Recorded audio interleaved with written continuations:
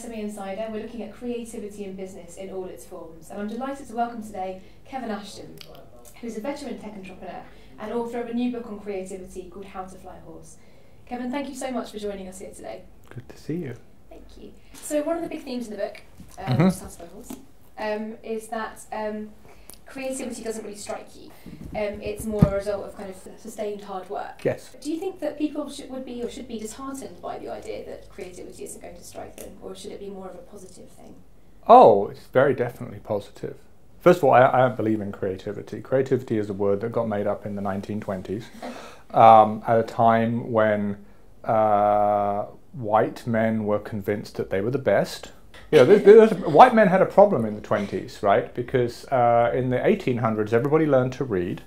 We went from no one could read to everybody could read in the 100 years. And then Darwin had sort of pointed out that we were all basically the same. We were all evolved and we were the same species. So all the stories that people had told about why they were better than everybody else didn't really hold up anymore, right? Oh, women could read. And, you know, we were evolved from ape-like creatures, and this was all very challenging. So they came up with a new story, and that was creativity. And the story was you had to be a genius, and if you were a genius, which, you know, you probably weren't, magically ideas would strike you, maybe when you were, you know, having a bath or something, and you would have this great revelation, and you would write it down or paint it or whatever it was, and that was how it happened, which was absolute bullshit, right? I mean, we are surrounded by the result of human creation. Everything we see, everything we touch. And there's no way that was done by just a couple of people having magical ideas in the bath, right? So, but that became very popular for like 75 years. So what we've all been told about creating is you probably can't do it. You're probably not that good at it. If you were good at it, you would magically have an idea in the shower and, you know, everything would be wonderful for you, and that hasn't happened, right? I did really enjoy the story you included at the beginning of the book about the Mozart letters that supposedly showed that symphonies came to him in a dream or entirely complete and then were proved to be a forgery. So yeah, Mozart, this letter was published in 1815, and this was one of the archetypes of this creativity myth, right? Oh, you know, when I'm in a good mood, literally he says, when I'm in a good mood, you know, my symphonies come to me complete, and I just write them down. Now, we found out that that was forged in 1864. But if you read any academic writing about creativity or any books about creativity, you will probably find that story being told as if it's true. In fact, in January of this year, I've already seen it twice. Really? And not in, you know, I'm not talking about on BuzzFeed, right? This is like in academic, peer-reviewed academic papers.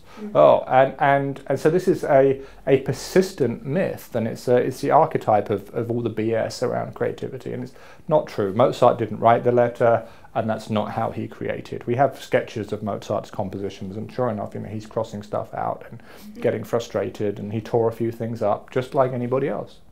Do you think that there are sometimes kind of flashes of inspiration or moments in which you feel like you've got a kind of clarity on a problem? Should we distrust them then, those moments? Or? Yes.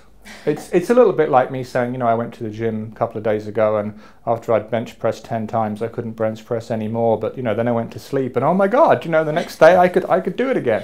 I had a flash of inspiration. No, I didn't. I had a rest. So of course, there are times when things are like anything else in life, right? There are times when things go better and things go less well, and there are certainly times when it feels like we have suddenly solved a problem. But what we've actually done is just put in the last piece of the jigsaw puzzle. Right? So when you're doing a jigsaw puzzle, if it's a 10,000 piece jigsaw puzzle, you don't put in the 10,000th piece and go, oh, I did it in one go, right? Yeah, no, that's not how it happened.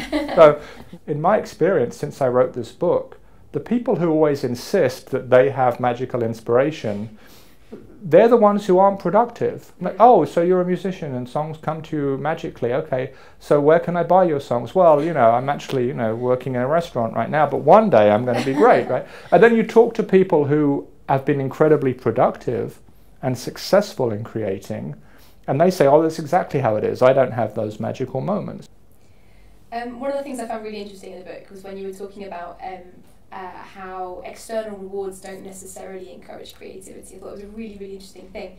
There was a point in which you were talking about research into children's creativity and how when you offered them rewards for telling a more creative story, they became less creative. Do you think that that poses a contradiction in business and entrepreneurship?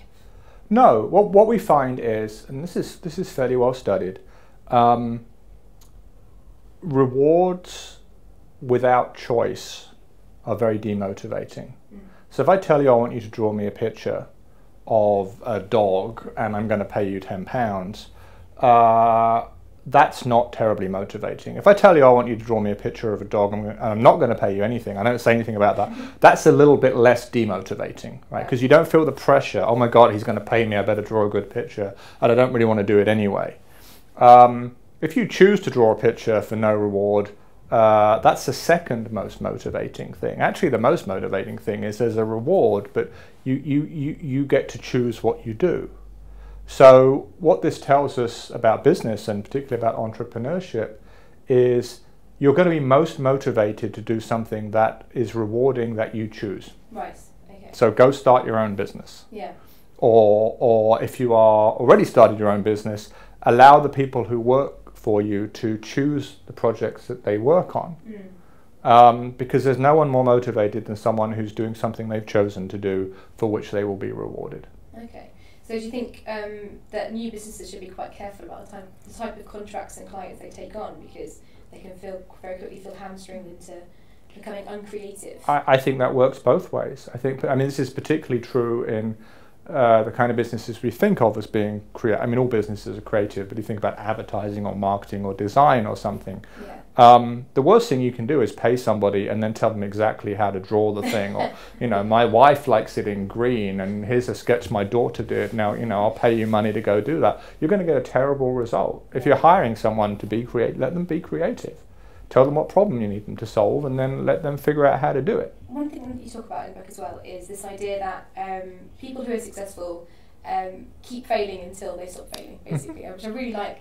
I really like that. But how, if you've got a great idea and no one is buying into this idea, how do you make sure you're failing better and persuading rather than just constantly hitting against a brick wall? Okay, so failing is a skill. You have to survive the failure, right? If you fail in a way that means you die, or you don't have any money left, or you're homeless or whatever, then you're probably not going to have the resources you need to try again. So you have to fail in a way that you have to expect to fail, and fail in a way that doesn't kill you, basically, right? Having a great idea is the very, very beginning of the process. That's like you're like Jack and the Beanstalk. You've come home and you've traded the cow for some magic beans, right? You have to plant the beans and grow the beanstalk. And so the person with the great idea needs to start implementing, and they need to find a way to implement that's not going to kill them. Yeah. There's a story in the book, which is true but also symbolic, of a man who thought he'd invented a parachute. He jumped off a building and broke his leg, but then he decided that he wasn't high enough, so he jumped off the Eiffel Tower and died. Yeah.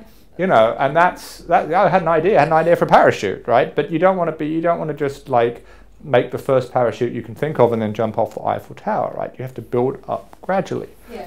But yeah, if you have a great idea, what you need to do is that's not the time to try and sell somebody on your great idea. That's the time to make the thing. And once you've failed at making it 100 times and it works, you'll have no problem. Yeah.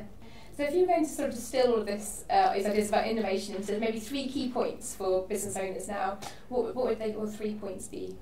I think the first thing is everybody in your organization has creative ability and creative potential. Some of them may have been so discouraged they don't believe that anymore. Some of them are probably acting up because they want to be more creative than they're being allowed to be. So that's the first thing.